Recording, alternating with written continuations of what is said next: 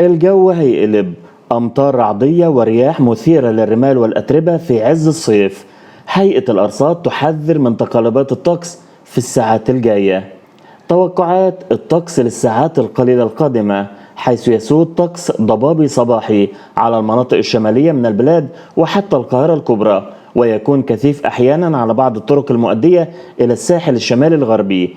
يحتمل هطول أمطار خفيفة إلى متوسطة على مناطق من حلايب وشلاتين ومرسى علم وأبو سمبل. قد تحدث عواصف رعدية متقطعة مصحوبة برياح قوية بتعمل على إثارة الرمال والأتربة بشكل متقطع.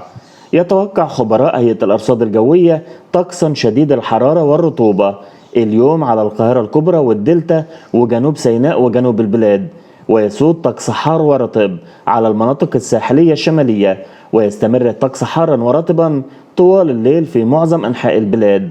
تنشط الرياح القوية بشكل متقطع على أجزاء من القاهرة الكبرى ومدن القناة. أما حالة البحر الأبيض المتوسط فهي ضعيفة إلى معتدلة، وارتفاع الموج من متر إلى متر ونصف، والرياح شمالية شرقية.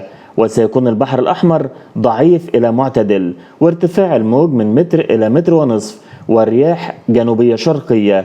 ويسود اليوم طقس شديد الحرارة ورطب نهارا على معظم أنحاء البلاد، وخاصة في القاهرة الكبرى والوجه البحري ومدن القناة. وعلى السواحل الشمالية يكون الطقس حار رطب، وخلال الليل والصباح الباكر يكون الطقس أحار ورطب، مما يؤدي إلى الشعور بارتفاع الحرارة وخاصة في المناطق الداخلية.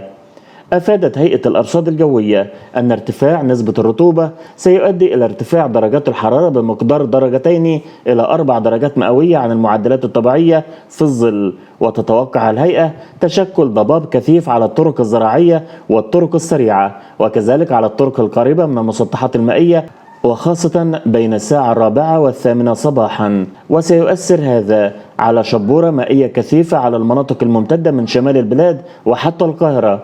وبالنسبة لدرجات الحرارة المتوقعة في المحافظات التالية: في قنا العظمى 43 والصغرى 26، أسوان 44 28، سوهاج 41 والصغرى 26، مطروح 33 23، الإسكندرية 33 23، القاهرة الكبرى 39 28، شمال الصعيد 40 25، الوجه البحري ومدن القناة 33 28، جنوب الصعيد وسلاسل جبال البحر الأحمر 43 درجة للعظمى و28 درجة للصغرى.